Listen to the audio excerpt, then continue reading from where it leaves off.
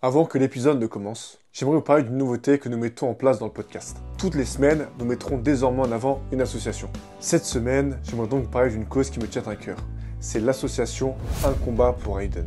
Elle soutient un petit guerrier atteint d'une maladie rare. Elle se bat au quotidien pour améliorer sa qualité de vie. C'est un combat de chaque instant et je suis vraiment fier de les soutenir. Et pour les aider encore plus concrètement, vous pouvez acheter la carte solidaire de notre invité du jour pour les soutenir. Le lien pour acheter la carte se trouve dans la description. Je vous laisse maintenant avec l'épisode du jour. Bonne écoute. What's up les boys, j'espère que ça va. Aujourd'hui on est avec Valentin Bertrand, comment tu vas? Ça va et toi? Merci de l'invitation. Bah écoute, merci à toi d'être venu dans le podcast. Je tiens à souligner d'entrée que t'es je pense la personne qui s'est le mieux sapé depuis que j'ai créé le podcast il y a un an. Donc les prochains invités, mettez-vous aussi sur votre 31, c'est important. Et je pense qu'on va même lancer, tu vois, un espèce de défilé de mode où les gens vont de plus en plus, tu vois, mieux s'habiller. Si j'ai lancé une mode, ça va. Pour non, une fois que bien. je lance une mode. Non mais j'aime bien, tu vois. Et c'est vrai que souvent, je suis en chemise. Ouais, ça fait quelques épisodes que je suis pas en chemise. Et bah tu vois, tu m'as redonné envie de mettre une chemise. Écoute, tant que je peux, de temps en temps, je peux m'habiller autrement qu'en sport, donc ça me fait plaisir. Non mais c'est génial. Mais écoute, pour rapidement te présenter, aux personnes qui nous écoutent, peut-être qu'il y en a qui te découvrent. Toi, comment tu te décris aujourd'hui? Qui est Valentin Bertrand? Alors où je te parle. Moi je suis Valentin Bertrand, j'ai 29 ans et je me décrirais comme un athlète handisport. Donc on fait de l'athlétisme comme tout le monde, mais avec en situation de handicap. Voilà, mon handicap, je vais tout de suite en parler, comme ça c'est clair. Et c'est une hémiplégie, donc une hémiplégie c'est une paralysie d'un côté, moi c'est le côté droit, donc j'ai le bras et la main paralysés à 50% et ainsi que la jambe, voilà. Et le reste, normalement, tout fonctionne bien. Est-ce que du coup, parce que moi j'ai fait un podcast avec Mathieu Thomas, parabadiste, ouais. Je sais pas si tu vois qui c'est. Je le connais, ouais. Et Mathieu, maintenant je suis hyper proche de lui. Et lui, pour le coup, c'est un vrai handicap invisible. Donc invisible, c'est-à-dire qu'on le voit pas en fait à l'œil nu, enfin qu'il a un pantalon. Est-ce que toi, on peut qualifier ton handicap de quasiment invisible? Parce qu'en vrai, on le voit pas tellement, tu vois. On le voit pas tellement. Après, si tu fais attention, tu le vois. Alors, on peut le considérer comme invisible, mais proche de la visibilité. Donc, on est dans un mix de tout. Mais après, moi, je le cache pas. Je l'ai jamais caché. J'en fais pas non plus quelque chose d'énorme. C'est là, je l'accepte. Toute ma famille, mes amis l'ont accepté et ne font plus attention à ça. Voilà, mais invisible, visible, ouais, au je final, me suis jamais trop posé la question, pour être honnête. Non, bien sûr. Il y a une question aussi, je t'avais dit, tu sais, que j'avais vu dans un podcast que je trouvais génial. C'est, voilà, si demain tu devais expliquer ton sport à un enfant, je sais pas, de 3-4 ans. Ouais. Comment tu décrirais justement ton sport? Bah, en fait, moi, je le décris assez simplement parce que c'est du saut en longueur. Et en fait, la plupart du temps, les gens, ils le confondent, je sais pas pourquoi, avec le franchissement de haies ou le saut en hauteur ou quasiment la perche. Donc moi, j'explique simplement que bah, tu cours et tu sautes dans un bac à sable. Voilà, donc moi, j'ai pas grandi, je continue à sauter et à jouer, sauter dans les bacs à sable. Et justement, comment t'as commencé ce sport-là? Parce qu'il me semble que c'est un pote à toi qui t'y a mis. Ouais, j'ai commencé l'athlétisme grâce à mon meilleur ami, Alexandre. Alexandre, ouais. Ouais, Alexandre, qui j'embrasse. Et voilà, et à la base, c'était l'athlétisme. Bah, lui, il faisait de la clé. Et il m'a dit, bah, viens avec moi, on va faire de la clé. Moi, à la base, je suis pas trop course. Moi, je suis plus sport de balle ou sport collectif. Parce que courir après, pas grand-chose. Je trouvais pas trop l'intérêt. Bon, après, il y a la fameuse raison où dans mon groupe, quand j'ai commencé la clé, bah, on était un gros groupe et avec des jolies filles. C'est la question que je viens de poser, parce que justement, t'as Jean-Baptiste Touche, l'ancien coach, qui a dit il est resté parce qu'il y a des jolies filles. Voilà, c'est ça. Bon, après, c'était aussi pour passer du temps avec mon meilleur pote, et après, je me suis créé aussi d'autres amis. Mais c'est vrai que voilà, il y a aussi une motivation en dehors de la clé. Bon, au final, j'ai gardé l'athlétisme, donc ça m'a servi, mais c'était pour ça. Et à la base, quand tu commences la clé, tu touches un peu à tout. Tu fais du 100 mètres, du 200, du 400, les fameux crosses. Je sais pas si tu as déjà fait. Moi, j'ai fait des crosses au collège, mec, voilà, c'était un enfer. En plus, c'était des crosses de 2,8 km, tu vois. Ouais, nous, et tu finis, t'es rincé. Ouais, nous, c'était un peu plus long, mais on devait être dans les 4 ou 5. Mais tu sais, quand j'étais en jeune, tu commençais à 8h, 8h30, 9h les crosses au fin fond de Paris. Parce quand il fait froid l'hiver, il fait froid, tu sais, t'as un mélange de boue, de neige, tu sais plus sur quoi tu cours. Pour ceux qui connaissent pas la clé, on court avec des pointes. Et normalement, quand t'es sur piste, tu cours avec des pointes de 6. Et là, c'est des pointes de 12 mm. Donc, c'est des trucs. Tu cours avec x2, quoi. Ouais, tu cours avec des crampons de foot quasiment. Donc bien sûr, il fait jamais très beau, ou quand il fait très beau, il fait très froid, mais sinon, c'est neige, boue, vent, tu te demandes ce que tu fais là. Et surtout, c'est que moi, à la base, enfin, là, je parle du cross, j'étais pas... Enfin, tu vois, moi, j'étais là pour compléter l'équipe, tu vois. Ok. Tu devais amener une équipe à 4-5, ils savaient que j'étais un bon gars, qui allait jamais dire non, donc on disait, ah bah...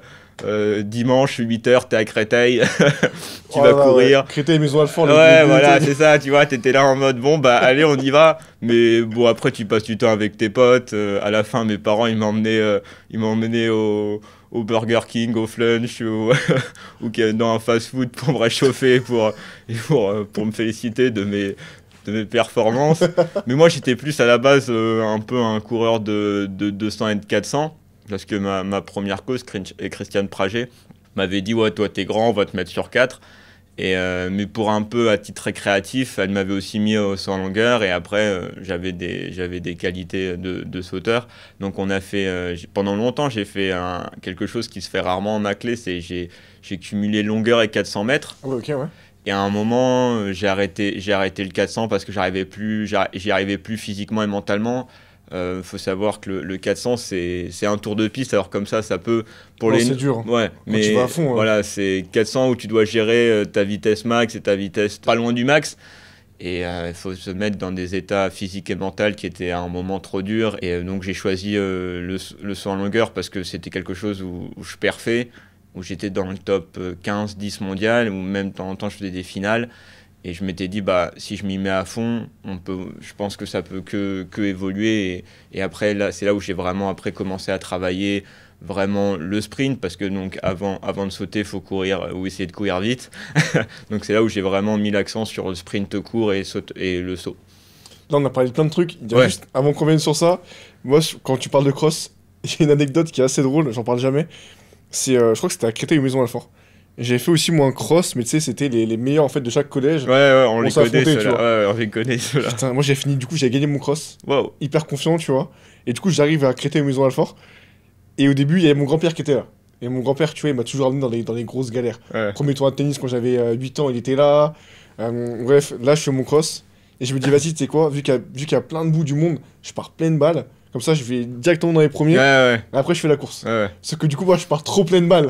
Et en fait, du coup, au début, je commence, et sans te mentir, je pense que je mets 100 mètres à tout le monde. Ouais. Et du coup, je suis premier. Et pendant toute la course, du coup, je vois les gens qui me rattrapent. Ouais. À la fin, je finis genre 25ème, tu vois. Ouais.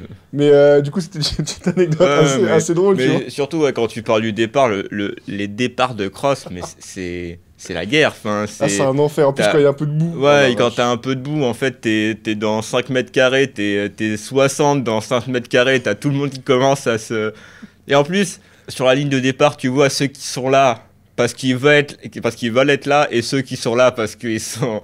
T'as le club qui leur a demandé d'être là. Ils ont pas le choix, quoi. Ils ont pas le choix, tu vois. Mais t'as les mecs qui savent vraiment préparer les lunettes, les machins. Il fait 4 degrés, mais ils sont en débardeur, short court. Ouais, ça. Et toi, t'es là, t'as 4 couches, t'es là, tu sais que ça va être un enfer. Et là, les premiers. Et moi, je m'en souviens une fois, mon club, un peu comme toi, il m'a dit, bon, on va pas se cacher. Voilà. Et j'étais, ouais, moi, je suis là vraiment pour compléter l'équipe. Ils font... Essaye de partir vite pour essayer de donner une fausse allure aux gars, tu vois, j'étais là. C'est pas con. Ouais. Okay. Mais bon, après 400 mètres, 500 mètres, les mecs ont compris que... Mais après, c'est aussi... Les mecs qui font du cross, ils savent que t'as un peu des fous qui vont penser que s'ils vont les 500 mètres rapides, ils tiennent pas. Bah, jamais. Mais tu vois, ce qui est marrant, c'est que du coup, en fait, quand tu commences l'athlé, au début, en fait, tu fais un peu tous les sports. Ouais. T'es pas directement spécialisé. Après, parce que moi, je débarquais un peu comme un touriste. Ouais. Tu vois, mon meilleur ami, Alexandre, il était plus... Lui, c'était un vrai coureur de 4. Donc, alors, il faisait du 100 mètres et du 200 pour un peu travailler la vitesse. Mais lui, il avait dit, bah, je suis plus coureur de 4. T'as des gens qui arrivent à la clé en disant, bah, moi, je veux faire ça. Moi, je suis arrivé, j'étais là, bah, moi, je veux être avec mon pote. Donc, 400, après, on m'a dit, après, faut que tu... Après, parce que tu sais, peut-être tu vas faire un 1005 et tu vas adorer, ou un 800 ou un cross, peut-être j'allais devenir fou amoureux du cross, ce qui n'est vraiment pas du tout le cas. Mais voilà, c'était vraiment à la base, parce qu'en plus, je connaissais pas le handisport. Donc, à la base, tu sais, il y avait aucune notion de vouloir être... performer, etc. Performer. Moi, j'étais là en mode, je vais avec mon pote, on fait des compètes. Mais moi, mon seul objectif, parce qu'aussi, à un moment donné, le handisport et le valide, enfin, avec tout le... Tu peux pas concurrencer. Non, voilà, ouais, c'est un moment. Mais tu vois, dans les petites compétitions, moi, je m'étais dit, faut pas que j'arrive... Jamais dernier. Jamais dernier. Vraiment, mon objectif, c'était, faut pas que j'arrive dernier. Même si, tu vois, on est 500 participants, fallait que j'arrive 490. Parce que je m'étais dit, non, là, tu peux pas arriver et juste faire de la figuration. Tu vois, quand j'allais en compétition, je savais que j'allais pas les gagner, que j'allais être dans les derniers, mais il y a quand même ce côté un peu, bah, voilà, un peu fierté, un peu égo. Tu te dis, bon, bah, faut au moins que j'en tape un ou deux. Et je suis jamais arrivé dernier. Bon, après, quand tu atteins les finales paralympiques et tout ça, tu te dis, bon, bah, déjà, voilà, si tu arrives dernier d'une finale paralympique, bah, t'es jamais heureux, mais tu te dis, bon, bah, voilà, je suis le dernier des meilleurs. Donc, il y a pire que ça. Mais tu sais, c'est comme, il y a une question où tu te dis, est-ce que tu préfères être dernier du meilleur groupe ou premier du deuxième groupe? Moi, toujours, c'est si t'es dans les meilleurs, reste dans les meilleurs. Même si t'es dernier, au moins, t'es le dernier des meilleurs. Mais donc, ça tire vers le haut en plus. Ouais, ça tire vers le haut parce que. Et après, bah, c'est comme moi, tu donnes une équipe de foot, est-ce que tu préfères. Ah, quoi qu'une équipe de foot, c'est. Ouais, peut-être pas. Après, si t'es pas assez bon, t'es sur le banc, quoi. Ouais, voilà, ouais, mais bon, donc voilà, ma mentalité, c'était de jamais être dernier. Et après, j'ai découvert le handisport, et c'est là où après, bah, quand tu découvres le handisport et tu découvres, bah, tu peux concourir contre des gars qui ont le même handicap que toi, bah là, tu te dis, ah ouais, là, c'est différent, et on y va pour essayer d'être performant. En plus, là, tu te bats vraiment pour essayer de gagner, quoi. Parce Ouais, que quand t'es avec les valides, forcément, au fond de toi, tu sais que tu pourras pas gagner. Ouais, donc bien sûr. Mais tu te motives, mais ouais, c'est quand même peut-être frustrant aussi, tu vois. Ouais, mais après, c'est normal. Enfin, tu vois, c'est comme si tu disais à une fille de courir avec des garçons, elle va en taper 15, mais à un moment, c'est normal, c'est pas... Et donc moi, en tant que personne en situation de handicap avec une hémiplégie, bah, je suis moins costaud que certains gars qui sont valides. Et tu peux pas te battre contre ça. Et c'est très bien qu'après, tu vois, tu as le handisport qui permet de faire en sorte qu'avec un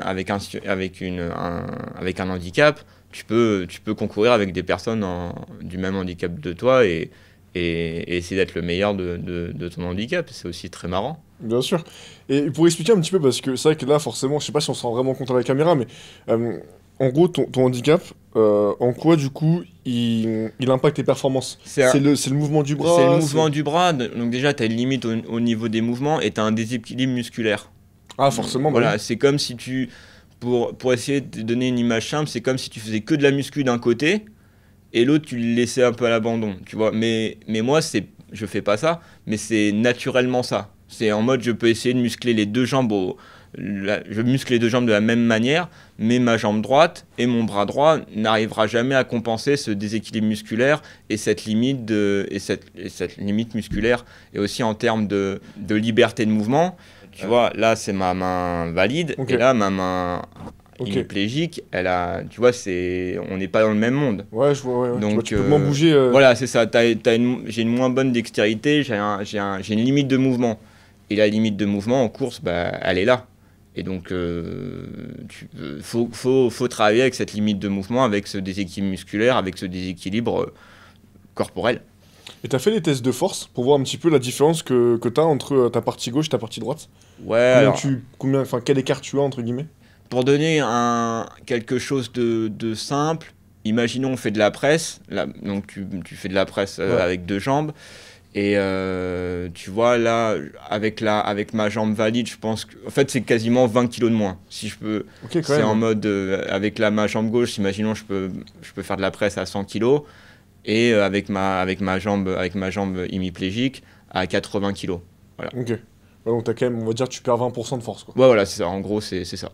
Pour donner un exemple concret. Ouais, un ordre d'idée. Mais justement, c'est intéressant parce qu'on s'en rend pas forcément compte. Et pareil, du coup, t'arrives aussi à muscler Ouais, mais tu vois, en fait... T'arrives à tout muscler, en fait. J'arrive à tout muscler, mais faut savoir adapter. En fait, quand t'es en situation de handicap, et je pense que toutes les personnes en situation de handicap te diront ça, c'est de l'adaptation. Tu vois, je peux pas faire un développé couché à une main à 50, et là si je fais un développé couché à une main à 50, ma main elle part. Ouais, bah non, mais c'est clair. Donc c'est une question d'adaptation, et en fait tu adaptes ta vie et ton sport à ton handicap. En fait, si tu veux, je fais le parallèle avec Mathieu. Je te dis, Mathieu, on se parle quasiment tous les jours. Et en fait, tu vois, lui, du coup, c'est son ischio qui a été, du coup, je sais plus que j'ai pas le mot, enfin, à sectionner, c'est Mhm. pas le terme exact, mais parce qu'en gros, il avait un cancer, et en fait, bah, fallait que du coup, on sectionne cette partie-là. Et en fait, tu vois, lui, du coup, initialement, on va dire qu'il est né valide, Mhm. et en fait, après, il a dû apprendre avec son nouveau corps. Ouais. Toi, tu vois, c'est pas ton cas. Non, moi c'est de Toi, t'as naissance. directement Ouais, été. et je suis plutôt, enfin, égoïstement, je suis plutôt content d'avoir connu que ce corps-là parce que pour moi, je suis en situation de handicap parce que la société dit que je suis en situation de handicap, mais tu vois, enfin, Toi, tu dis souvent, c'est peut-être vous finalement ouais, les c'est peut-être handicapés, vous, quoi. Bah hein, oui, c'est oui, peut-être oui. vous, voilà, mais c'est juste une question d'adaptation, mais je suis content d'avoir eu ce corps-là parce que j'ai juste dû m'adapter à mon corps. Enfin, mon corps, pour moi, il est dit normal parce que je n'ai connu que ce corps-là. Je dis pas que les autres personnes en situation de handicap, ils n'ont pas des corps normaux, mais c'est différent. Oui, Donc, t'es né avec, quoi. ouais, je suis né avec, donc c'est... Mais c'est intéressant, tu sais, de voir justement le cerveau, etc. Tu vois, ce serait intéressant de voir des études. Ouais, Tu sais, si vraiment, du coup, comment ton cerveau, du coup, il adapte, etc. ouais.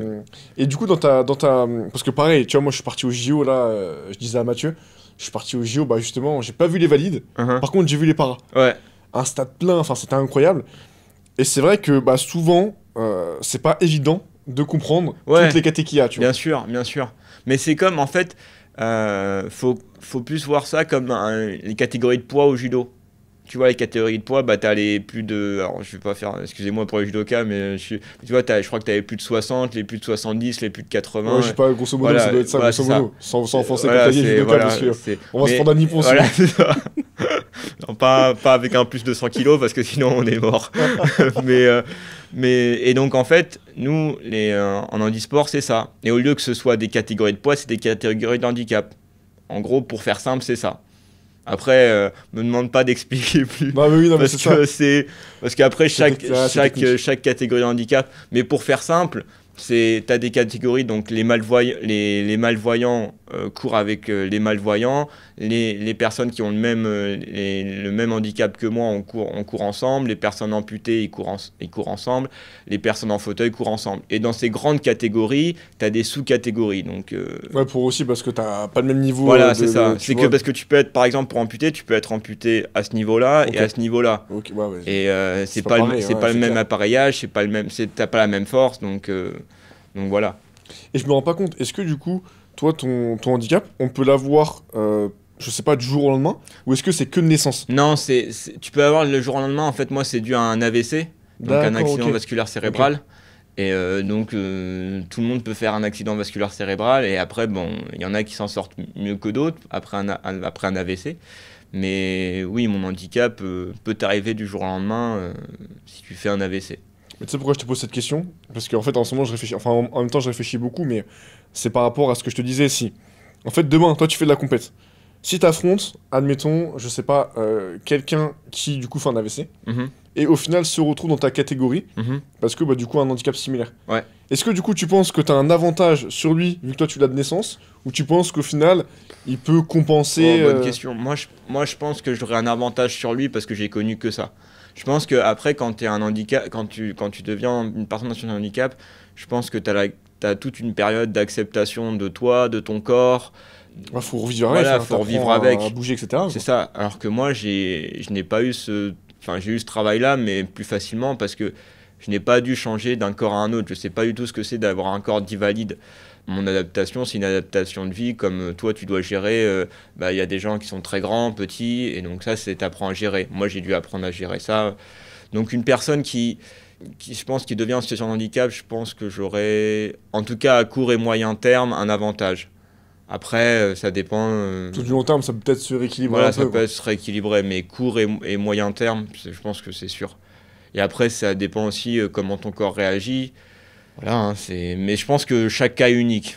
Tu sais pourquoi je te dis ça? Parce que la dernière fois, je suis parti voir un ostéo, Jonathan Benaim, que je salue. Et en fait, ce qu'il m'a dit, il m'a dit, toi, t'as un ancien maigre.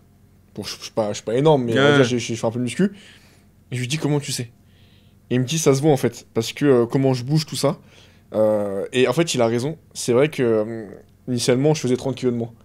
Et tu vois, là, j'ai pris pas mal de poids ces dernières années, avec la muscu, etc., et le sport que je fais. Et en fait, tu remarques que du coup, mon corps, c'est bizarre, hein, mais c'est un peu comme si parfois, j'apprenais, tu vois, à l'apprivoiser, pardon, de nouveau. Et quand je te parle de cross, Mhm. j'ai fait un marathon l'année dernière. J'ai fait un marathon à 90 kilos, tu vois, quasiment. Et les crosses, moi, je les courais à, je sais pas, 56 kilos, tu vois.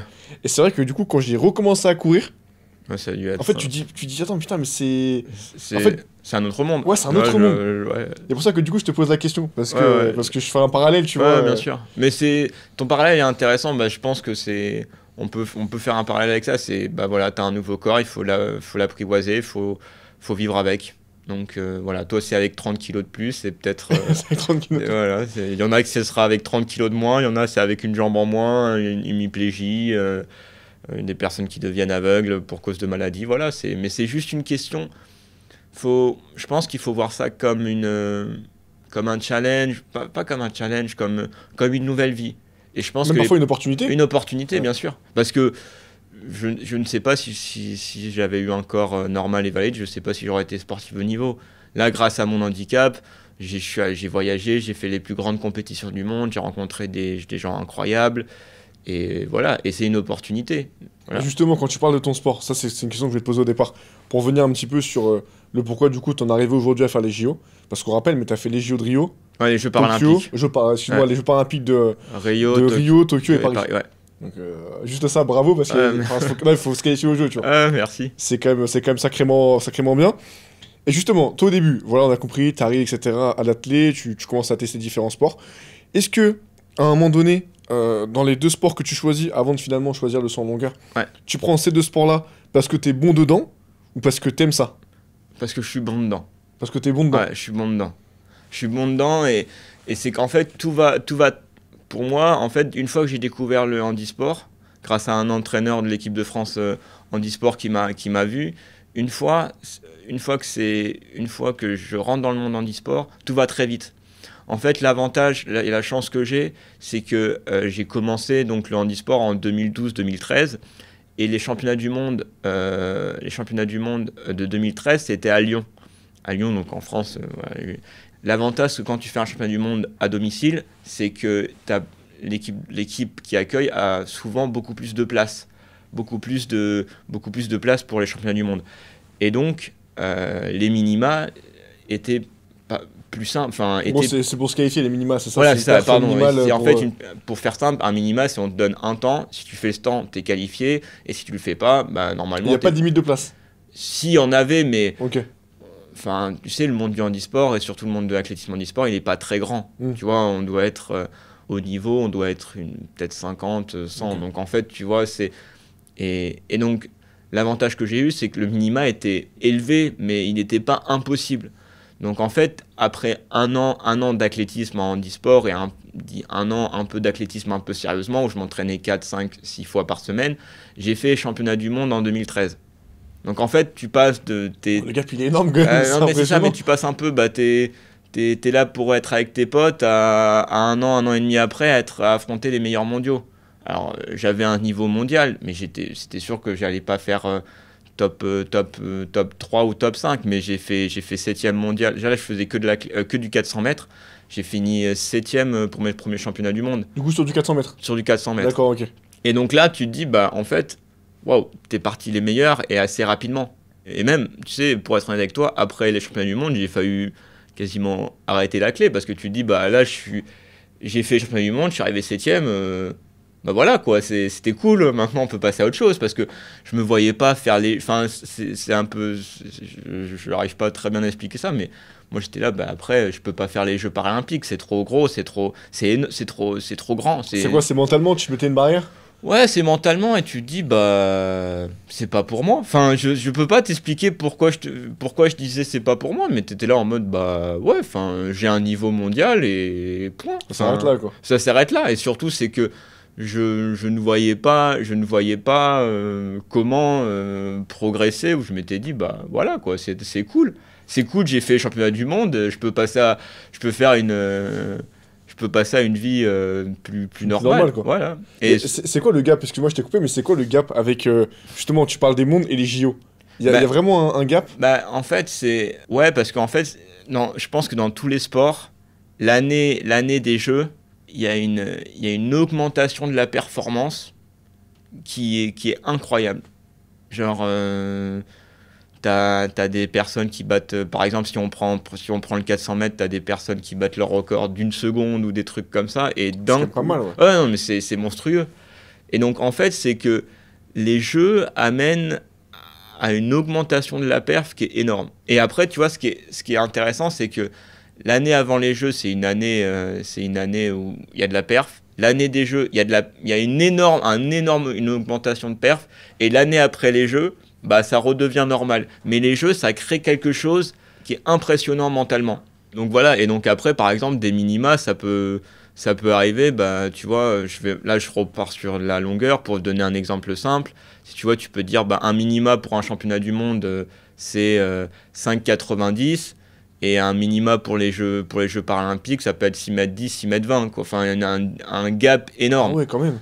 Parce qu'aussi, tu as moins de place, Voilà, c'est le gratin du gratin. Donc je pense que c'est plus mental où les jeux, et en plus, tu sais, c'est tous les 4 ans.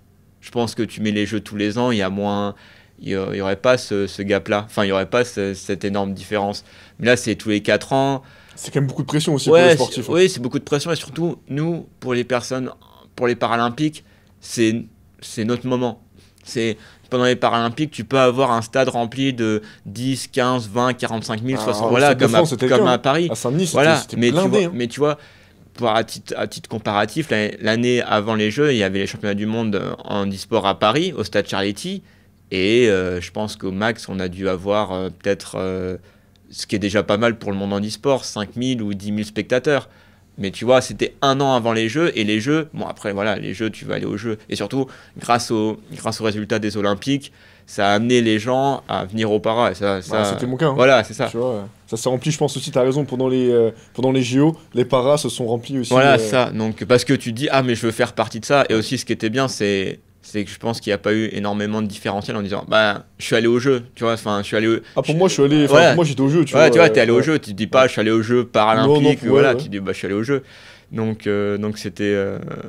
Donc, ouais, ce gap est assez énorme, parce que je pense qu'il y a un côté mental où tu te dis, bah, voilà, quoi, je veux pas les rater. Parce que tu rates un championnat d'Europe, un championnat du monde, t'as les boules, hein, on va pas se le cacher, mais tu te dis, bon, bah, dans Justement, 2 ans. c'est quoi pour vous les jeux, l'importance? Parce que. Bah, les jeux, c'est en fait. Nous, on s'en rend pas compte, mais pour vous, c'est le Graal, quoi. C'est le Graal. C'est une Coupe du Monde pour un joueur de foot, c'est le Graal. Et surtout, c'est que nous, on nous donne une visibilité qu'on n'a jamais le reste du temps. Pendant 1 an, et après, pendant les Jeux, t'es incroyable, t'es un dieu, enfin, j'exagère. Hein, ah, mais oui, voilà, mais t'as des retombées un peu. T'as des retombées.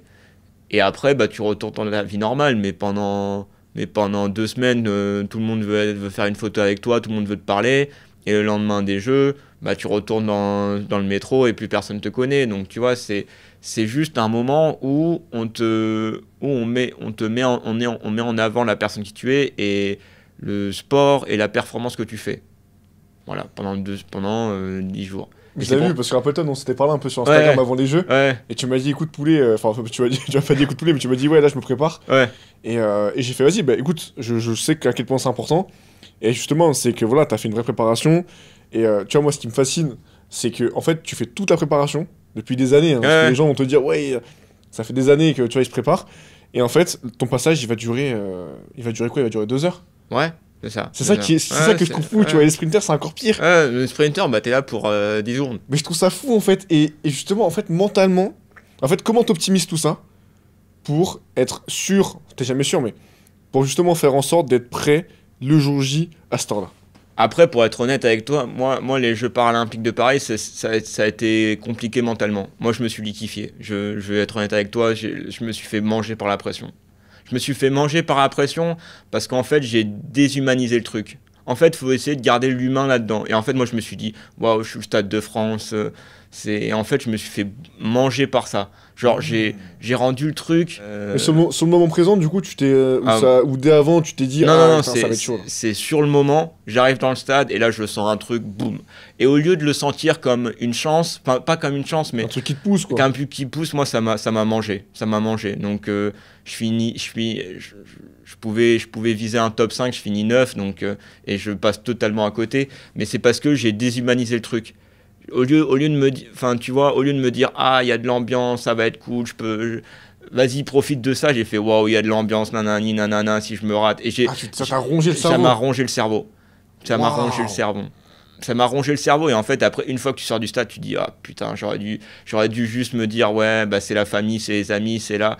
Mais tu vois, l'année d'avant, je fais 3e au championnat du monde parce que j'avais humanisé le truc. Ça, ouais, c'est les championnats du monde, ça va être cool. Je suis là devant ma famille et tout ça. Et en fait, je pense qu'après, une fois que j'avais gagné cette médaille de bronze au monde, bah, tu sais, il y a un peu ce côté où, et c'est stupide, mais je me suis dit, il faut que je prouve.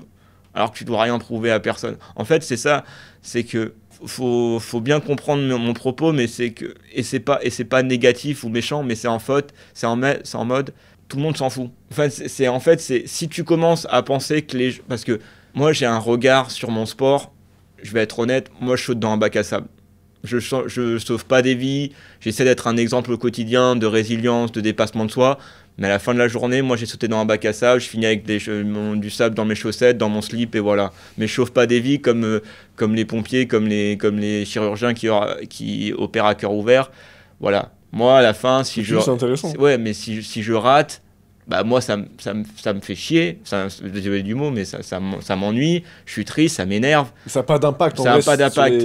Et en fait, c'est que, et mon coach il m'avait dit ça en 2023 après le championnat du monde parce que c'était la première fois à Paris, machin, et il sentait que je me triturais le cerveau en disant ouais, mais il me disait, hey, tu sais, on fait du handisport, on ramène pas beaucoup les foules.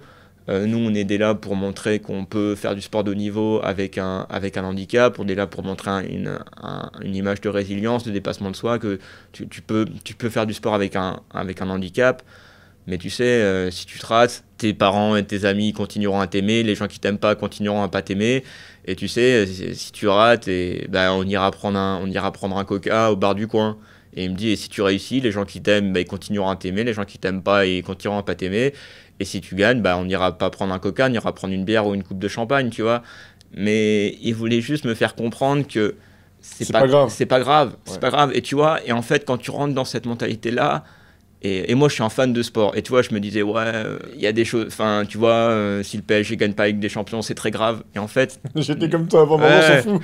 Non, mais oui, mais tu vois, c'est ça, c'est en mode, si on perd, t'es là, ça fait chier, mais on va recommencer l'année prochaine. Et en fait, moi, quand je suis arrivé à Paris, je me sentais plutôt bien, tout ça.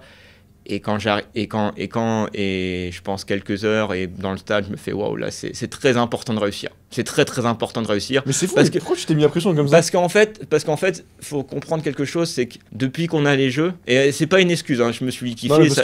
Ton discours, moi j'ai beaucoup de sportifs de niveau qui m'ont dit. Ça n'engage que moi et c'est pas une raison. Moi, je me suis kiffé, je vais vivre avec ça toute ma vie et il y a pas de problème.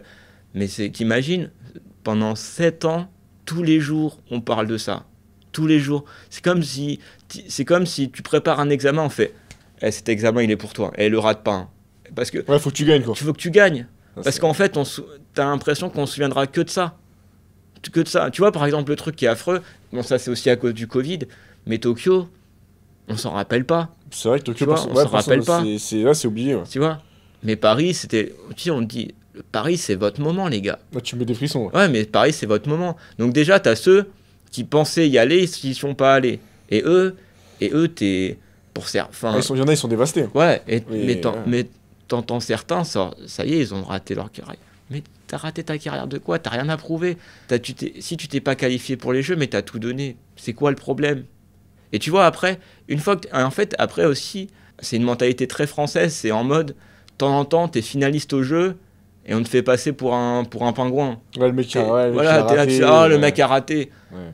Imagine, moi j'ai fait 9, c'est-à-dire que on prend tous les hémiplégiques du monde, je prends un hémiplégique, je fais je saute plus loin que toi.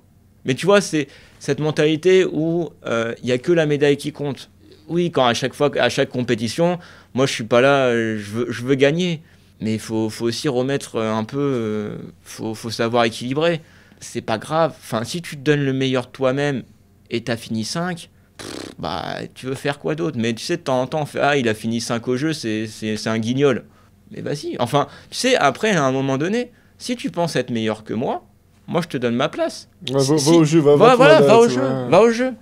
Mais pendant 7 ans on te dit c'est très important. Si tu te rates, tu te rates. Enfin, tu vois, tu peux pas te rater, c'est les jeux à la maison. C'est chiant si tu rates, quoi. Voilà. Moi, je me suis raté. Et tu vois, je suis très. Enfin, ça m'a beaucoup bouleversé.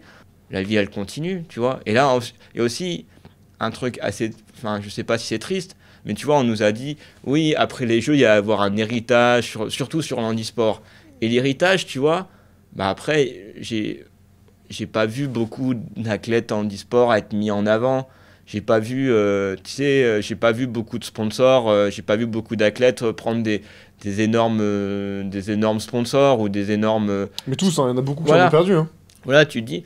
Et en fait, ce qui est un peu bête, c'est que moi, ça m'a un peu aidé parce que tu te dis, j'ai pas raté l'après. Tu vois, parce que tu te dis, je me serais dit, imagine les gagnants de médailles, ça y est, ils ont gagné en notoriété, ils ont gagné même en termes financiers. Et là, tu te dis, putain, j'ai raté. Et tu vois, ils auraient été vraiment mis en avant. Ouais, tu parce que dis, plus après, tu voilà, tiens sur du long terme. Quoi. Voilà, tu dis, ah là, voilà. Mais quand on nous parle d'héritage, et là, je le vois pas forcément, pour l'instant, à titre personnel, peut-être je me trompe, tu te dis, bon, bah en fait, c'est vrai, tout le monde s'en fout. Mais c'est pas, et je dis pas ça à titre négatif, c'est tu te dis, bon, bah voilà, on pensait que ça allait avoir un changement, et pour l'instant, j'espère que ça va changer, j'espère que les politiques vont se rendre compte que le sport, ok, c'est financier, il faut financer, mais il y a aussi un terme d'émotion. Enfin, tu vois, quand tu arrives à remplir un stade de 80 000 spectateurs pour les Jeux Olympiques... En plus, ça rassemble les gens. Ça rassemble les gens. Enfin, et ça donne des émotions, tu pleures, de joie ou de tristesse, mais tu vis quelque chose. Et ça, on l'oublie souvent, on voit souvent le sport, ça nous coûte de l'argent. Ouais, mais en fait, tu vois, j'ai vu des gens pleurer le sport, dans... c'est un sujet bizarre, je trouve. Hein, bah oui, non, mais c'est super bizarre, mais c'est très bizarre. Ouais. C'est très bizarre, parce que moi, je m'entraîne aussi aux Pays-Bas. Aux Pays-Bas, ouais, c'est ça. Donc, j'ai une vision différente, tu vois. Tu sais, ils sont très dans la comparaison. Ils veulent comparer. On compare souvent les athlètes paralympiques et les athlètes olympiques sur un 100 mètres, mais c'est pas du tout la même chose. Tu peux pas comparer. Je t'ai pas posé la question. Oui, mais tu vois, dis, tu vois, moi, on me demande souvent, tu sautes à combien ? C'est quoi le record du monde dans ta catégorie ? Et c'est quoi le record du monde des valides ? Ouais, mais t'es là en mode, oui, mais c'est pas comparable. C'est pas comparable. Ouais. C'est comme si tu disais, c'est quoi le record du monde féminin ? Et c'est quoi le record du monde masculin ? Et tu dis, ouais, mais les filles, ça court pas vite. Les filles, ça court super vite. Mais c'est juste qu'à un moment, physiologiquement parlant, une fille, elle ira moins vite qu'un gars. Et c'est normal. Mais la championne du monde olympique valide, elle tape tout le monde. Ouais, elle tape tout le monde. Oui, bien sûr. Et donc voilà, on est dans cette comparaison et on veut un résultat en mode... En France, on est dans l'idée où en mode, il faut que ça nous rapporte quelque chose. Mais sans investir avant. Tu vois, et c'est un peu la mentalité... Ouais, les Américains, ils donnent de l'argent, mais nous, on va y aller avec le cœur et les couilles. Ouais, mais t'es là un moment. Oui, mais le cœur, c'est très bien. Il en faut du cœur. En plus, tu sais très bien qu'en tant qu'athlète paralympique, tu vas pas gagner des milliers des cents. Moi, j'ai trouvé des sponsors qui m'ont suivi. Là, c'est un peu plus compliqué après les Jeux, mais c'est un peu plus compliqué pour tout le monde. Mais j'en ai gardé certains. Mais je sais plus. Bon, là, je parle beaucoup trop. Non, mais c'est intéressant. Mais en gros, pour venir à ce que tu dis, c'est que, tu vois, moi, j'ai fait, j'ai dû parler avec, 80 sportifs de haut niveau, tu vois. Et même au quotidien, forcément, quand tu fais des podcasts, après, t'échanges avec eux. Ouais. Moi, c'est le but. Et du coup, je suis pas sportif de haut niveau, mais je rentre petit à petit dans ce monde-là, tu vois. Tout à l'heure, je vais à l'INSEP, je commence un petit peu à rentrer. Donc, c'est pour te dire que maintenant, les paroles que je dis, c'est des paroles. Je dis pas que je suis légitime, mais moi, c'est des retours terrain que j'ai, tu vois. Bien sûr. Versus, tu vois, des gens qui vont te dire des trucs, mais ils sont pas sur le terrain. Et malheureusement, beaucoup de gens prennent des décisions sans être sur le terrain. C'est sûr. Mais en fait, c'est ça, c'est qu'il y a un manque de terrain. Il y a un manque de terrain. Et en fait, il y a beaucoup de gens qui comparent en mode très chiffre. Bolt, il court en 8,56. Le mec, il en 9,56, pardon. J'ai déjà eu 8,56. Non, 9,58. De toute façon, on s'en fout. Voilà. Mais tu vois, et après, il y en a un qui court en 10,00. Ah ouais, le mec est nul. 10-0-0, c'est monstrueux, tu vois. 10-0-0 en sprint, tu vois, mais tu vois, en France, on est très dans la comparaison en mode c'est bien, c'est pas bien, t'es bon ou t'es mauvais. Ouais, mais c'est beaucoup plus compliqué que ça. Après, je fais pas une généralité, il y a des gens qui. Non, mais je suis d'accord avec ton discours, c'est pour ça que moi je t'écoute depuis tout à l'heure, je partage à 100%. Il faut pas oublier la personne derrière, et je trouve qu'en France, on oublie la personne derrière, on te voit comme une performance. Comme quelqu'un qui va rapporter.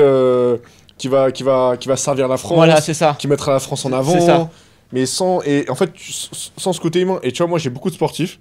Hier j'étais à un event là, et je sais pas c'était son prénom parce que voilà, il y avait une sportive qui a fait les JO. et même moi j'ai d'autres sportifs, tu vois, qui n'ont pas fait les JO. Et en fait, pour te dire que là où vraiment j'ai compris, et pour ça que je t'ai posé la question sur l'importance pour les sportifs de faire les jeux, c'est qu'en fait, la pression était tellement énorme que moi j'ai des sportifs que je côtoie au quotidien.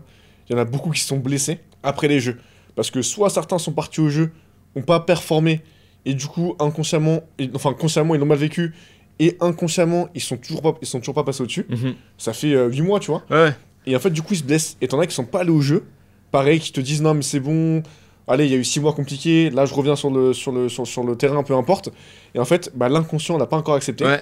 Et du coup, ils se blessent. Voilà. Mais tu vois, je suis sûr qu'un nombre de sportifs qui vont se blesser, ça va être affolant. Ouais, bien sûr. Mais donc voilà. Et pour finir sur ta question, c'est, tu sais, en mode. C'est vrai que je suis parti long aussi. Ouais, mais bah, pas de problème. Mais tu vois, c'était en mode. On a eu les jeux on a su qu'on avait les jeux en 2017. Jusqu'en 2024, on t'en parle tous les jours. Ça fait 7 ans qu'on sait qu'il y avait les jeux. Mais tu vois, mais on t'en parle pas peut-être tous les jours, on t'en parle pas 1 heure, mais on t'en parle chaque entraînement quasiment, quoi. 30 secondes. Mais tu vois, mais pas qu'à entraînement. Parce qu'à entraînement, tu sais pourquoi tu fais ça. Mais tu sais, quand tu dis, ah, tu fais quoi dans la vie? Bah, je suis athlète de haut niveau. Ah, tu prépares les jeux. Ouais. Et tu vois, tu parles. Et après, t'as aussi, et ce qui est normal, mais les sponsors qui mettent vraiment en avant. Et les gens un peu du quotidien qui font en compte. T'as l'impression des sponsors aussi un peu? Qui te disent, ouais, faut que tu performes, on t'a donné un peu d'argent. En fait, non, parce que moi, je l'aurais jamais vendu ça. Moi, je l'aurais jamais. En fait, moi, je sais, j'ai un niveau top 5, top 10 mondial. Honnête, ouais. Voilà. Mais je l'aurais jamais dit. Moi, les gars, c'est sûr qu'en 2024, je vous fais une médaille, je vous fais Non, moi, moi, si vous m'accompagnez, c'est plus l'humain que vous accompagnez. Et surtout, c'est que moi, je suis un athlète qui est sérieux, mais je me prends pas trop au sérieux. Les sponsors qui ont fait des vidéos avec moi, je mets plus le côté humain et le côté j'ai adoré, un peu... je t'ai dit, j'en ai plein sur YouTube, j'ai adoré. Hein, donc tu vois, voilà, moi je suis pas en mode j'arrive, je monte mes biscottos, ouais, je vais détruire tout le monde, boire le sang de tout le monde. Non, moi je suis en mode, bah, je suis sérieux, mais je suis dans un bac à sable. Hein. Je le répète, mais donc tu vois, après, et pour finir, c'était l'accumulation tous les jours. Et en fait, et quand ça arrive, t'es là, bah là, c'est ton moment. Tu sais, tu dis là, c'est maintenant ou jamais. C'est maintenant ou jamais, parce qu'en fait, tu vas être jugé sur ça. Parce que moi, je pense que, tu vois, j'aurais fait médaille après les Jeux de Paris, je pense que j'aurais été la clé. En toute honnêteté. Parce que je me suis dit, mais là, tu fais quoi après? Ouais, t'as gagné une médaille. T'as pas plus gros, en fait. T'as pas plus gros que ça. Et surtout, c'est que tu peux gagner une médaille aux Jeux à Los Angeles. Tu vois, si t'es médaillé. Alors, je sais même pas si ça doit être fou d'être médaillé d'or aux Jeux Olympiques Paralympiques de Paris, parce que là, c'est bon, quoi. T'as plus à. Quand tu vois Léon Marchand, ce qu'il a fait, c'est. Oh, putain, ouais, tu vois, mais lui, moi, à sa place, là, tu vas à Miami. En plus, il est jeune, hein. Ouais. Il est vachement jeune. Mais tu vois, c'est. Parce que tu te dis, en tant qu'athlète paralympique, tu gagnes une médaille aux Jeux à Paris, tu veux faire quoi de plus? Qu'est-ce que tu veux faire de plus? Bah, chez toi, t'en as déjà fait 3. Ouais. Donc, putain, l'histoire est quand même belle, tu vois. Ouais, tu vois, donc, bon, après, je pense que j'aurais peut-être continué parce que j'aime beaucoup ça. Mais, voilà, bah, y a ça aussi. Mais tu vois, tu te dis, et en fait, et après, moi, c'est ça qui m'a mangé, c'est en mode, bah, c'est ton moment. Et t'es jugé sur ça. En fait, moi, j'ai vu ça comme une cour un peu martiale, c'est là en mode, est-ce que t'es un bon athlète ou pas un bon athlète? C'est un peu moi comme. Ouais, c'est un peu les Romains voilà, avec. Voilà, c'est ça, c'est en mode, si tu gagnes, t'es bon, si tu gagnes pas, t'es nul. Voilà. Ouais. Et bon, après ça, je te dis ça parce que j'ai eu le temps d'analyser, j'en ai parlé, tu vois. Et en fait, c'est que je me rends compte de ça. Je me suis rendu compte que, bah, en fait, je me suis mis la pression ce soir-là parce que je m'étais dit, si je rate, je suis nul. Mais comment tu te vis justement ça à l'instant présent? On fait une partie dessus, mais c'est intéressant en vrai. Mais comment tu te vis toi justement? Là, t'es en train de. Enfin, mentalement, je dis pas que tu t'effondres, mais ça te grignote. Et justement, comment toi tu te vis sur l'instant présent? Tu te dis putain, là je suis en train de. Tu n'étais plus là. Ouais, c'était plus. En fait, je sais que ça s'explique scientifiquement, mais en fait, c'est que ton corps, il est. En fait, alors. Tu sors de ton corps un peu. Ouais, t'es toute proportion gardée, hein, mais tu vis un traumatisme. T'es en fait, tu sais que là, on est en train de couler, donc tu sais, c'est honnêtement, je n'ai aucun souvenir de moi sur la piste. Parce que je pense que mon cerveau, il disait, là, on est en train de couler et on veut sauver mentalement. Donc en fait, on ferme lumière. On efface tout, quoi. On efface tout. Et quand ça t'arrive, du coup, et en plus, t'as même pas de coach à qui tu peux parler. Bah si, mais c'est en fait, t'es pas là. T'es pas là. C'est le coach, il te dit des trucs, mais tu réponds pas. C'est en fait, t'es KO debout. Mais ça, est-ce que pendant que justement ça t'arrivait, t'avais conscience que ça t'arrivait, ou c'est quand t'es sorti que t'es redescendu un peu, que tu t'es dit... En fait, j'ai pris conscience de ça parce que j'étais pas du tout... Parce que tu peux passer à côté d'un concours, mais là, je passais même pas à côté de mon concours, c'est que je sautais pas. Je n'arrivais pas à donner une impulsion. Donc t'es là en mode, mais en fait, tu ne fais pas ton sport là. Tu n'es pas dedans. Tu ne fais pas ton sport. Donc en soi, Mais tu sais, c'est cette... Et je pense que tous sportifs vont connaître ça, mais tu sais, c'est les trucs où tu dis, là, ce soir-là, j'aurais pu sauter 100 fois, il n'y a rien qui allait passer. Et de temps en temps, tu te dis, mais là, il y a des concours où, contrairement, j'étais là, mais là, en fait, état de grâce, rien ne peut m'arriver. Et en fait, c'est ton corps qui sent le truc et qui fait, waouh, là, il y a un truc qui va pas, mentalement et en niveau interne. Donc je pense que ton corps, il veut se sauver. Je vais prendre un exemple difficile pour les supporters du PSG, mais la remontada. Ah, le 6-5 contre Barcelone. Ouais. Tu sais, mais en fait, tu te dis... Il m'a traumatisé. Mais tu vois, tu te dis comment c'est possible que des joueurs professionnels se prennent 3 buts en 6 minutes. Ouais, c'est vrai, ouais. Mais c'est que c'est que je pense que mentalement, les gars, ils comprenaient pas ce qui se passait. Ton corps, il essaye de faire des trucs, mais il réagit pas. Moi, je me suis liquéfié, et le corps, il a fait, bon, bah, on coule, donc si on veut se sauver mentalement, on fait plus rien. En fait, en mode KO debout. Mais tu vois, ce qui est fou, c'est que, en fait, comme tu as dit, on peut se dire, les mecs, c'est des pros. Ouais. Et en fait, ce que nous, on n'arrive pas à se rendre compte, c'est, demain, tu peux être un pro, etc. Un pro, ça reste un humain. Voilà. Mais en fait, c'est pas une machine. C'est ça qu'on oublie. Et t'as vu les critiques après qui sont collées, mais c'est ça. Et moi, le premier, je disais, mais comment tu peux prendre 6-1 mais moi aussi. C'est quoi ces buts? À un moment, c'est pas pour parler de lui, mais à un moment, je crois que t'as Kurzawa, je sais plus, qui met un but de gag. Il y a que des buts de gag, tu vois. Bien sûr. Mais en fait, ça reste des humains. Mais ça reste des humains. Et tu peux passer à côté. Oui. Mais c'est comme on voit pas l'humain derrière, on fait, mais il est nul. Bah ouais, mais en fait, non, il est pas nul, il passe à côté. Et ça arrive. C'est comme, tu sais, t'imagines si un élève rate un examen et t'as tout le monde qui lui tombe dessus, mais t'es nul. Non, t'as juste raté un examen. Ça veut pas dire que t'es mauvais, ça veut pas dire que t'es stupide. T'as raté un examen. Mais ce qui est dur, c'est parfois aussi être humain, je trouve, qui retient souvent le négatif. Mais bien sûr.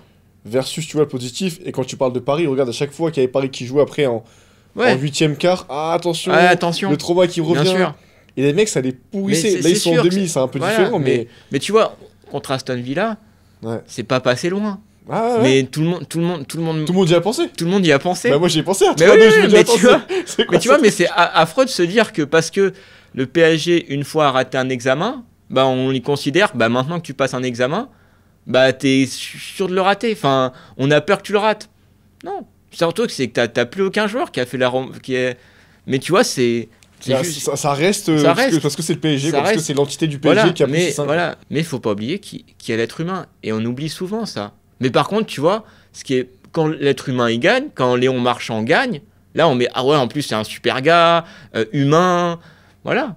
Mais est-ce que tu penses qu'il y a une méconnaissance? La question peut-être qu'elle a mal tourné, mais est-ce que tu penses que justement on connaît pas assez les sportifs de haut niveau? Est-ce que tu penses qu'on n'arrive pas justement peut-être l'humain normal? Parce que je te dis, moi il y a 1 an et demi quand j'ai commencé le podcast, j'ai fait du sport mais pas au haut niveau. Et en fait, à travers les discussions, à travers les échanges que j'ai, justement, je commence à me dire, ok. Et en fait, là, je suis en train de déceler plein de trucs. Bien sûr. Qu'en fait, tu aurais amélioré. Mais oui, on connaît pas l'humain parce que aussi, surtout les sportifs de niveau. Voilà, surtout.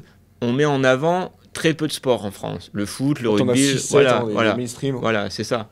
Après, c'est normal parce que. Il rapporte de l'argent. Voilà, et ça intéresse les gens aussi. Mais oui. Mais en fait, si tu mettais. Si par exemple, tu suivais.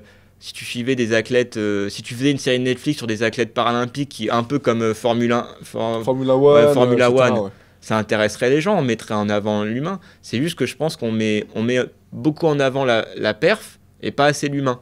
Et donc c'est dommage parce que c'est aussi intéressant de connaître l'humain. Parce que l'humain, il a beaucoup apporté. Enfin, ça veut pas dire que t'es troisième, enfin ça veut pas dire que t'es un athlète, t'es troisième, t'es intéressant, et t'es quatrième, bah t'es pas intéressant. Mais on est dans ce truc-là où en mode, t'es dans le top 3, bah on veut savoir tout sur toi, on veut savoir qui tu es, on veut copier. T'es quatrième, bah ouais, t'es une buse. T'as rien à apprendre. Mais c'est moi, tu vois, la chance que j'ai eue, c'est que la chance, je l'ai pas fait exprès, mais je trouve que c'est une chance, c'est que moi j'ai gagné ma première médaille internationale mondiale l'année dernière, en 2023. Ça faisait 9 ans que j'étais dans le sport de haut niveau. Et en fait, quand tu gagnes une médaille mondiale, tout le monde s'intéresse à toi. Tout le monde veut savoir ce que tu as fait. T'as plein d'appels, t'as machin, tu commences à... C'est fou, du jour au lendemain, Ouais, les gens, du ils jour au t'appellent, lendemain, du jour au lendemain. Ah, tu te rappelles, nanana. Ouais. Ah ouais, Voilà. donc des mecs hyper opportunistes, quoi. Voilà, Ok. mais ça fait partie du jeu. C'est le jeu, bien tu sûr. vois, ouais, c'est bien sûr. comme... Tu vois, et je suis arrivé 9e à Paris, aux Jeux Paralympiques, tout de suite, le téléphone, il sonne moins. Parce qu'en fait, on met en avant vraiment la perf. T'es médaillé, t'es quelqu'un. T'es pas médaillé, t'es personne. On s'intéresse pas à toi. Je trouve ça dommage, parce que t'as plein d'athlètes qui ont certes pas gagné de médaille mondiale, mais c'est des gens incroyables. Et Bah, déjà, juste être sportif de haut niveau. Bah oui, c'est juste sportif de haut niveau. C'est fou. Mais c'est que, en fait, les gens, ils regardent le sport à un instant T et ils jugent. Ils savent pas ce qui s'est passé derrière. Tu sais, t'as peut-être des gens qui une heure avant le match, ils ont appris une mauvaise nouvelle, ou ils se font larguer par leur copine, ou ça ne va pas dans la vie de tous les jours, et on fait pas attention à ça. Et c'est dommage. Si tu essayes de comprendre un peu l'humain, déjà t'aurais plus plaisir à voir le sport. C'est comme, tu vois, moi je connais aussi des sportifs haut niveau, de sports totalement différents, et à la base je regardais pas leur sport, mais comme tu connais la personne, tu commences à t'intéresser. Tu vois, et là tu dis, et en fait quand tu connais les personnes, c'est super intéressant, et en soi tu t'en fous. Enfin, bien sûr, quand tu es sportif haut niveau, faut pas croire, tu as un ego, tu as un fort ego, tu veux gagner, et ça c'est sûr. Si t'as pas un fort ego, tu fais pas du sport de haut niveau. Ouais. Tu fais pas. C'est sûr et certain. Donc après, tu sais, quand on dit aussi, ah ouais, mais il a la grosse tête et tout ça. Non. Il est super confiant. Tu vois, par exemple, je vais te donner un exemple personnel. Moi, mon joueur préféré à l'époque, c'était Thierry Henry. Arsenal 2004, tout ça. Et en fait, à un moment, on dit, ouais, Thierry Henry, il a la grosse tête. Non. Mais en fait, quand tu sais, quand il t'explique le fameux match où son père l'engueule parce qu'il a gagné, il a mis 9 buts, mais voilà. Mais en fait, tu te dis que son père, il a créé... Et en fait, tu comprends que c'est pas la grosse tête, c'est qu'il est super confiant, Thierry Henry. Mais en fait, en France, on voit la confiance comme de l'arrogance. Mais à un moment donné, moi, je m'entraîne en Hollande, et tu vois, je m'entraîne avec une championne paralympique qui s'appelle Fleur Young. T'en as parlé justement dans le reportage. Voilà. Et tu pépite, quoi. Ouais, c'est une pépite. Et elle, tu sais, elle a pas peur de dire, bah, je suis la meilleure. Mais c'est prouvé, j'ai gagné les Jeux Paralympiques. Regarde les stats. Voilà, je regarde les stats, j'ai gagné les Jeux, je suis la meilleure. C'est pas de l'ego, c'est un fait. Il faudrait. C'est de la jalousie un peu en fait. C'est pas de l'envie parce que eux ils ont peut-être pas réussi dans leur domaine. Ouais. Toi ils voient que tu réussisses. Non mais c'est fatigant. Ouais, c'est fatigant. Justement, je réfléchis, tu vois, pourquoi les gens agissent comme ça et moi je les vois aussi pour mon cas avec le podcast. Tu vois, maintenant j'ai un sponsor qui me paye des studios. Ah ouais, t'en as, ils sont contents pour toi. Ouais. Mais t'en as, tu sens qu'ils ont le seum. Ils se disent, ah putain, en un an, t'as réussi à évoluer comme ça. Moi, ça fait 3 ans que je galère. Ouais, mais c'est parce qu'après, il y a aussi... Il y a du travail derrière. Il y a du travail. Moi, je suis persuadé que le travail bat le talent. C'est sûr et certain. Après, peut-être je me trompe, mais moi, j'ai toujours vu... Toujours, tu sais, t'as toujours les athlètes qui disent, ah, il avait du talent, il aurait pu réussir. Ouais, mais est-ce qu'il a travaillé? Le talent, c'est génial, et il faut en avoir. Mais le travail, moi, quand les gens travaillent, tu dis que ça paye à un moment donné. Peut-être pas à l'instant T dans le sport, mais ça faut travailler. Et c'est ça, en fait, les gens, ils ne voient pas le travail derrière. Et c'est ça qui est assez frustrant, c'est que les gens, ils vont juger sur l'instant T. Alors que si tu regardes le travail derrière, tu dis, ok, il n'a pas gagné, mais il s'est amélioré, mais il a découvert plein de choses, et peut-être là, ça va pas payer, mais ça va payer plus tard. Mais comme on regarde ça sur instant T, bah, s'il gagne pas, t'es nul. Ouais, mais si un jeune athlète de 19 ans, il fait déjà finale et il gagne pas, bah non, il est pas nul, il a 19 ans. Et après, bien sûr, t'auras des jeunes de 19 ans qui vont être champions olympiques ou paralympiques, et ça, c'est incroyable.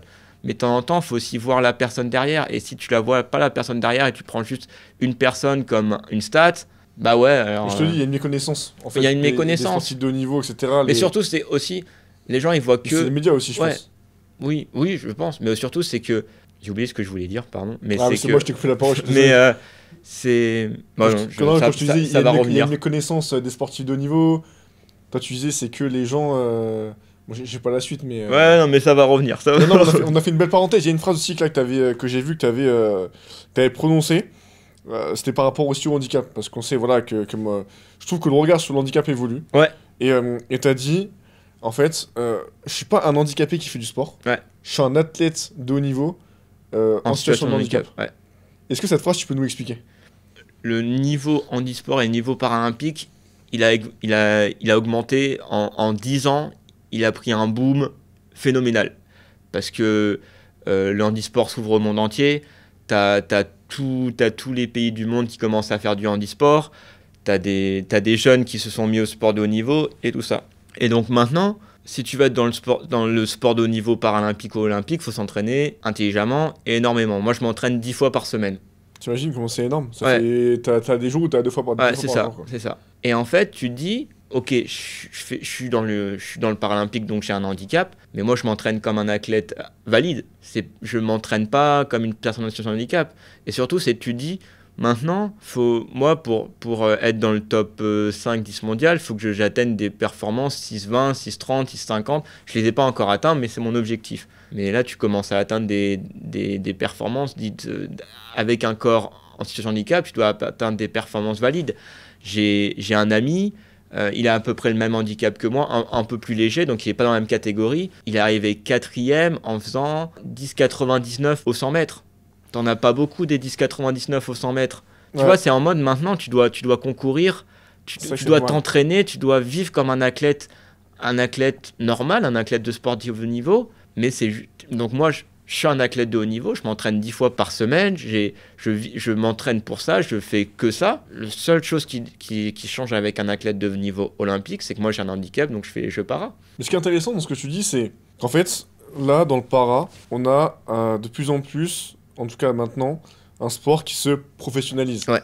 Et en fait, quand tu prends le sport valide, ça a été le cas, tu vois, les équipes, etc.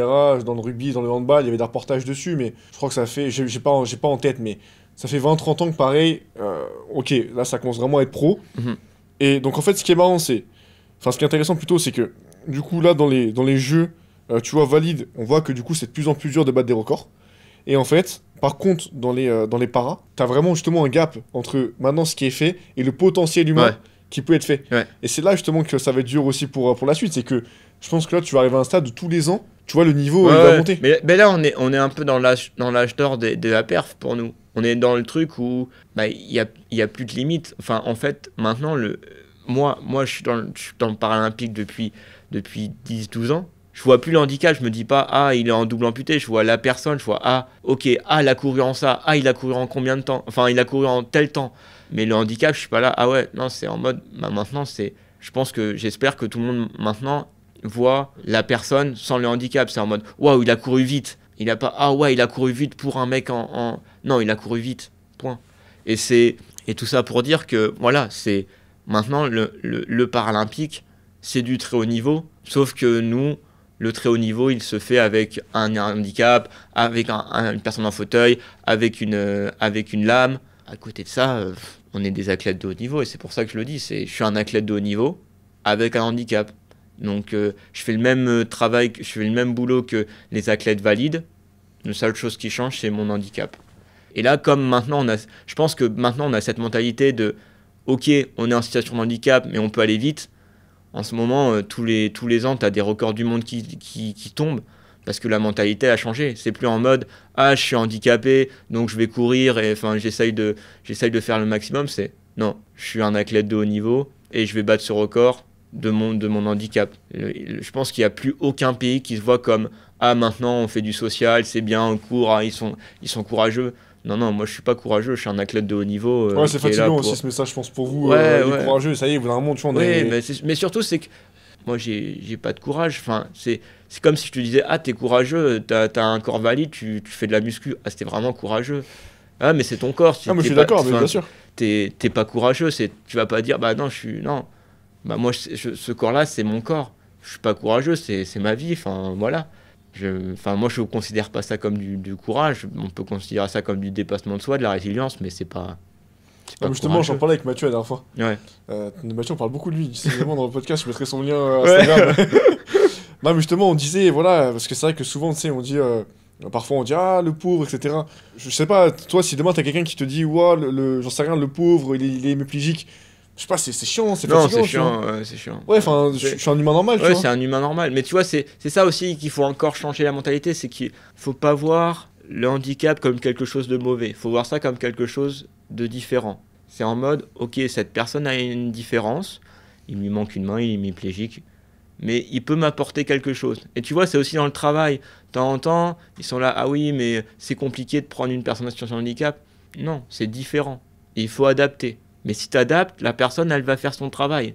On essaye de temps en temps infantiliser la personne en situation de handicap, tu vois. Ouais, c'est vrai. Il y a, Ouais. temps en C'est temps, le mot que je voulais dire, justement. voilà, et tu vois, de temps en temps, tu as des gens qui commencent à te parler différemment parce que tu es en situation de handicap. T'es pas obligé de parler plus fort, moins fort, je t'écoute, tu vois, ou les gens, ils ont peur de mal faire. Fais mal, il n'y a pas de problème. Enfin, nous, tu sais, je pense que toute personne en situation de handicap a connu des situations gênantes, ou en mode, voilà, où tu dis, waouh, là, il a sorti un truc, il aurait pas dû le sortir, ou il a sorti un truc, où il a fait quelque chose où tu es là, c'est hyper malaisant, mais bon, bref, il n'y a pas de problème. Mais il faut arrêter de croire que la personne en situation de handicap, c'est quelqu'un d'autre de temps en temps, mais le handicap avant de mettre la personne. De temps en temps, tu sais, ah ouais. Il est handicapé, il s'appelle Valentin. Ouais, ou le mec en fauteuil, ou tu sais, ouais, Ah, le mec en fauteuil, d'accord, mais derrière, mec avant en le fauteuil, fauteuil, il y a le mec, Attends, tu vois.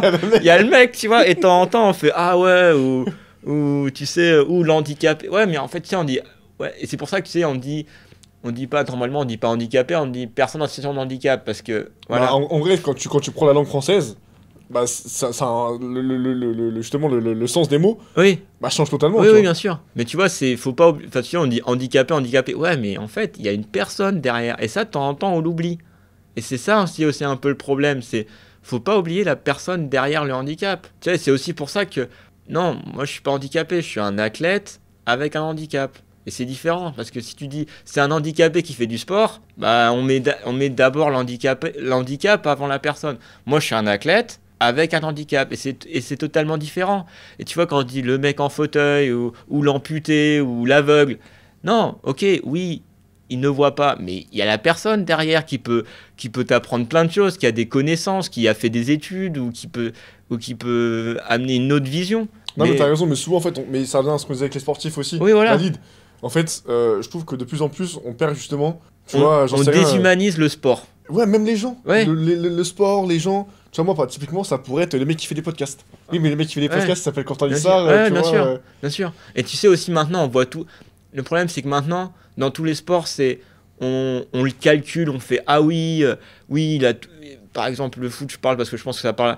Ah oui, il a touché tant de ballons. Il a fait tant de kilomètres. Il a fait tant de kilomètres. Il a perdu tant de balles. Voilà, il a perdu tant de balles. Ouais, mais en fait, si le mec, il te met le but à la fin, il peut avoir perdu 100 ballons, il te met le dernier but à la fin. Bah, tu vas pas te dire, ouais, bah, on a gagné la Coupe du Monde, mais bon, avant qu'il ait mis le but, il a perdu 100 ballons. Non, on se souviendra de l'émotion. C'est dommage d'oublier souvent l'humain. Parce qu'en soi, le sport, faut pas oublier, c'est de l'émotion. On regarde du sport, c'est pas pour les stats. C'est du partage. Ouais, c'est ça, je vais donner. Mais en fait, tu vois, c'est. Quand il y a une grande compétition, quelle qu'elle soit, tu appelles tes potes, tu dis pizza, bière, coca, eau, tout ça. Ouais. Tu vas jamais faire ça devant l'Assemblée nationale. Tu fais ah là, il y a discours, vas-y, pizza. C'est ça, c'est que nous, les sportifs, on arrive à mettre de l'émotion. Mais on veut tellement le calculer, le mettre en chiffres qu'on oublie ça. Et alors que le sport, c'est de l'émotion. On essaye d'être des exemples, mais on sauve pas des vies. On donne de l'émotion, des bonnes et des mauvaises. Et ça, on l'oublie. Et je pense que il faut se donner les moyens financiers et humains pour vivre ces émotions. En fait, tu sauves pas des vies. Par contre, il y a un point, moi, que je trouve intéressant et important quand même de souligner. C'est que, je suis d'accord, tu sauves pas des vies, ça c'est un fait. Par contre, pour moi, tu représentes un pays. Oui. Et quand t'es à l'étranger, bah mine de rien, tu mets en avant la France, ou peu importe le pays que tu représentes, mais... Et ça, je trouve ça quand même symbolique. Et pour moi, rien que pour ça, tu vois, moi, c'est des débats que j'ai avec des personnes, mais moi, j'ai commencé la politique, là. Mais non, blague à part. Moi, ce que je dis, c'est demain, toutes les personnes, à mettre en place, c'est impossible, c'est très difficile. Mais tu vois, j'ai une discussion, et je disais, moi, pour moi, tous les sportifs qui ont le statut de haut niveau devraient au moins toucher le SMIC. Ouais, mais juste parce que tu vois, à l'étranger, bah, tu mets ton pays en avant. En fait, tu te bats pour la France. Ouais. Moi, quand je vois des personnes qui partent en compétition à l'international et payent leur billet de train, tu sais, ça me fait chier, tu vois. Oui, mais c'est que... Mais pour nous, c'est normal. Enfin, non, je sais que c'est normal, mais ça paraît ouf, tu vois. Mais mais c'est parce que c'est le rapport au sport qu'on a. C'est que par exemple, pour certains, le sport, ça ne sert à rien. L'art, la culture, ça sert à quelque chose. Le sport, ça sert à rien. Comme d'autres, le sport, ça sert à quelque chose et l'art et la culture, ça sert à rien. Non, tout sert, mais c'est juste qu'il faut mettre ça dans un cadre. Si tu mets le sport en dehors de son cadre, qui est de là à donner des émotions, tu vois, maintenant on dit, ouais, maintenant les sportifs, ils doivent être politisés, ils doivent avoir un avis sur tout. Moi, j'ai un avis. Mais mon avis, pourquoi mon avis? Parce que je saute dans un bac à sable serait plus important qu'un étudiant qui étudie la philosophie ou qu'un ingénieur ou quelque chose comme ça. Oui, j'ai peut-être plus de visibilité et encore que certaines autres personnes. Pourquoi moi, mon avis serait plus important que le tien? Ce que tu dis, c'est super intéressant. Ouais. Mais tu vois, maintenant, parce que on dit représente des gens, oui, mais de temps en temps, je pense qu'il y a des sportifs qui se perdent un peu dans tout ça. T'es sportif au niveau, tu peux avoir la parole sur certains sujets très importants, et c'est très bien. De temps en temps, il faut quand même remettre dans le cadre, t'es sportif de haut niveau, c'est très bien, t'as la parole, et de temps en temps, les sportifs de haut niveau peuvent raconter des histoires, mettre en avant, et même s'exprimer sur des sujets importants, mais c'est avant tout, on est là pour, je pense, et moi, on est là pour l'émotion. On est là pour donner une émotion. Et c'est grâce à cette émotion que tu peux déclencher des choses. Tu vois, par exemple, le sport, en termes d'intégration sociale, c'est incroyable. Et juste en faisant du sport, juste quand tu vois aussi des équipes où tu as des personnes de religions différentes, de bords politiques différents, de tout, là, tu te dis, bah déjà, là, tu te lances un message. On est une équipe avec des idées, avec des religions différentes, mais on arrive à s'entendre, on arrive à dépasser la difficulté ensemble. Et là, rien que ça, tu donnes un message. Et il est incroyable, ce message. Et tout ça pour dire que c'est ça, le sport. C'est ça, l'idée derrière tout ça qu'il ne faut jamais oublier. C'est que le sport, rien qu'en faisant du sport, rien qu'en mettant tes baskets, en allant courir avec tes potes, en faisant le match de foot à 5, tu crées quelque chose de très fort. Et après, grâce à ça, tu peux essayer de changer les mentalités. Et après, tu peux t'exprimer sur des sujets. Pour moi, il ne faut pas oublier que la première chose du sport, c'est créer des émotions, créer des liens. Et c'est en créant des liens que tu changes des mentalités. Et c'est comme ça qu'après, moi, je dis, et c'est comme ça qu'aussi les gens nous voient maintenant. Maintenant, je pense qu'en 2025, les athlètes de haut niveau en e-sport, on a compris qu'on faisait du sport. Parce qu'avant, on était un peu dans le social, en mode, ah, c'est beau, hein, il a du courage. Maintenant, c'est, ah ouais, non, mais là, il a pas de... Enfin, là, il fait là, c'est du haut niveau. Donc tout ça pour dire, quoi, avec le sport, il faut jamais oublier l'émotion, l'humain derrière, et c'est ça. Et magnifique. Après, voilà.